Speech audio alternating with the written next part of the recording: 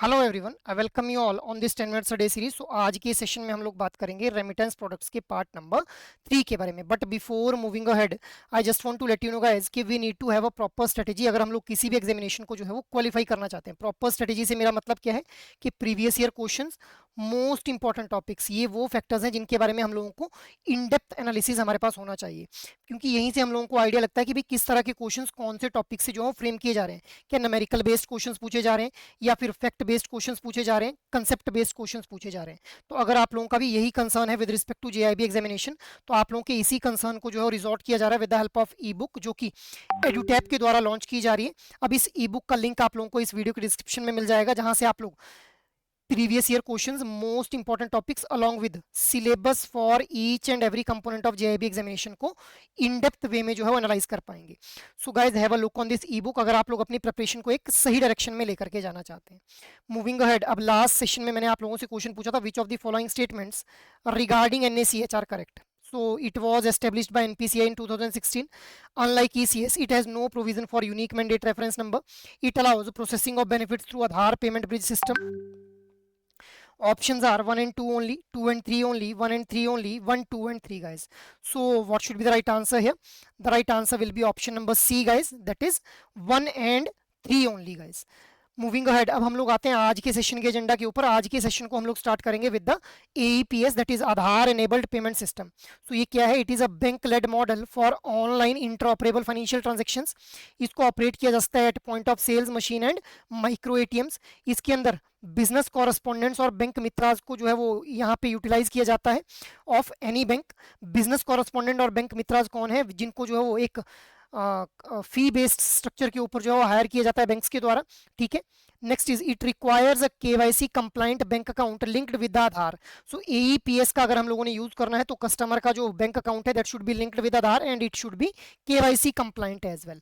Next is AEPS के through financial inclusion को enable किया जा रहा है at point of sales machine through the Aadhaar authentication. अब क्या क्या सर्विसेज जो है वो ऑफर की जा रही हैं एईपीएस के थ्रू? बैलेंस इंक्वायरी करना, कैश विड्रॉल किया जा सकता है, कैश को डिपॉजिट किया जा सकता है, मोबाइल अपडेट करना, मिनी स्टेटमेंट की रिक्वेस्ट की जा सकती है कस्टमर्स के द्वारा। इसके अलावा आधार टू आधार जो है वो फंड्स को ट्रांसफर भी किया जा सकता है गाइस। मूविंग अहेड, अब हम लोग बात कर लेते हैं बीबीपीएस के बारे में, that is Bharat bill payment system. अब ये जो भारत बिल पेमेंट सिस्टम है, it was conceptualised by RBI, but इसको इंप्लीमेंट किया गया है बाय द एनपीसीआई। ये ध्यान देने वाली बात है यहाँ पे भी कि एनपीसीआई के द्वारा जो है भारत बिल पेमेंट सिस्टम को इंप्लीमेंट किया गया है। अब इसके through we are aiming to provide any time anywhere bill payment service to customers. One stop payment platform की तरह ये एक्ट कर रहा है। मल्टीपल पेमेंट मोड यहाँ पे देखने के लिए मिलते हैं हम लोगों को, और इंस्टेंट पेमेंट की कंफर्मेशन भी जो है वो कस्टमर्स को दे दी जाती है। अब अलग अलग पेमेंट चैनल्स हम लोगों को देखने के लिए मिलते हैं जिनके थ्रू पेमेंट्स की जा रही हैं, इंटरनेट बैंकिंग, मोबाइल बैंकिंग और पॉइंट ऑफ सेल्स मशीन। सो हम लोग electricity bill, gas bill, landline bill, broadband bill, mobile bill, water bill और डीटीएच बिल को इन भारत बिल पेमेंट सिस्टम्स के थ्रू, बीबीपीएस के थ्रू जो है वो पे कर पा रहे हैं guys.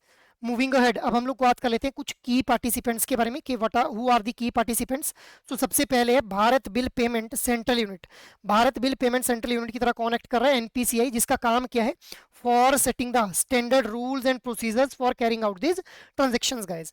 Next is Bharat bill payment operating unit. अब एक बैंक और एक नॉन बैंकिंग एंटिटी दोनों ही जो है वो Bharat bill payment operating unit की तरह एक्ट कर सकते हैं। दीज में integrate customers operating unit and और the biller operating unit guys. Next is agent institution. So RBI की ऑथराइजेशन के बाद जो है एजेंट इंस्टीट्यूशन है, those would operate under customer operating unit guys. Next is agents. अब agent की तरह कौन एक्ट कर सकता है यहाँ पे? Agent outlets, banking correspondent outlets, bank branches और कलेक्शन सेंटर्स।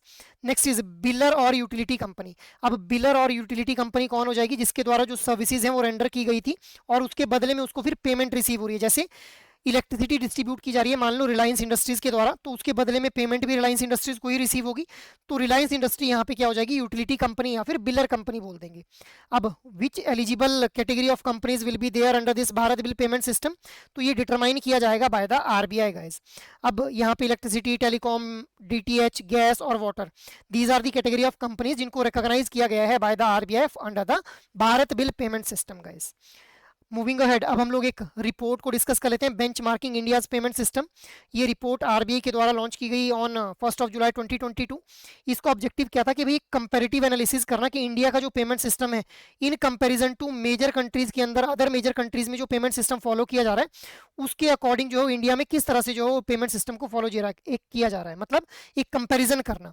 तो रिसेंट बेंचमार्किंग 2020 के अंदर हम लोगों ने देखी कि इंडिया को उस बेंचमार्किंग के अकॉर्डिंग एज ए लीडर और स्ट्रॉन्ग कैटेगराइज किया गया इन 25 आउट ऑफ 40 इंडिकेटर्स, और इंडिया को वीक कैटेगराइज किया गया इन द 8 इंडिकेटर्स गाइस। अब डिजिटल पेमेंट प्रोसेस की अगर हम लोग बात करें सो सिग्निफिकेंट प्रोग्रेस हम लोगों को देखने को मिली in large value and fast payment, जिसने कंट्रीब्यूट किया towards the digital payment growth guys. Next is, अब हम लोग चैलेंजेस और इंप्रूवमेंट्स की बात कर लेते हैं। So there is need for improvement in the acceptance infrastructure of ATMs and point of sales terminal. अब ये जो चैलेंजेस और इंप्रूवमेंट है ये भी इसी रिपोर्ट के अंदर बताए गए हैं। सो पेमेंट इंफ्रास्ट्रक्चर डेवलपमेंट फंड जिसको ऑपरेशनलाइज किया गया 2021 के अंदर टू एनहांस द इंफ्रास्ट्रक्चर, इसी इंफ्रास्ट्रक्चर को बिल्ड करने के लिए, एनहांस करने के लिए पेमेंट इंफ्रास्ट्रक्चर डेवलपमेंट फंड को जो था वो एस्टेब्लिश किया गया 2021 के अंदर। तो इस तरह से हम लोगों ने देखा कि डिजिटल पेमेंट सिस्टम जो है वो किस तरह से इंडिया के अंदर जो परफॉर्म कर रहा है in comparison to the other major countries of the world guys. Moving ahead, now try to answer this question, which among the following is or are the participants or in the Bharat Bill Payment System? Your statements are Bharat Bill Payment Central Unit, Bharat Bill Payment Operating Unit or Agent Institution. So your options are 1 only, 2 and 3 only, 1 and 3 only, 1, 2 and 3 guys. So try to answer out this question in your comment box guys. Apart from this, अगर आप लोगों को कोई भी guidance चाहिए with respect to your JAIIB preparation तो आप लोग एडुटैप के इस मास्टर कोर्स को रेफर कर सकते हैं, जहां से आप लोगों को IAND-IFS, PPB, AFM और RBWM चारों कंपोनेंट्स के लिए concept classes, live classes, short notes और टेस्ट सीरीज प्रोवाइड करवाए जाएंगे। तो जब भी आप लोग इस कोर्स को अवेल करना चाहें तो you can use this code JIB75, जहां से आप लोगों को 75% का जो फ्लैट डिस्काउंट है वो ऑफर किया जा सकता है guys. So that is all from my side for this session guys. I hope ये सेशंस आप लोगों को अच्छे लग रहे हैं। अगर एक्चुअल में इन सेशंस के थ्रू आप लोगों को हेल्प हो रही है तो इन सेशंस को आप लोग लाइक, शेयर और सब्सक्राइब कर लें। और अगर आप लोगों की कोई भी क्वेरी है तो आप लोग मेल कर सकते हैं hello@edutap.co.in के ऊपर। जय हिंद।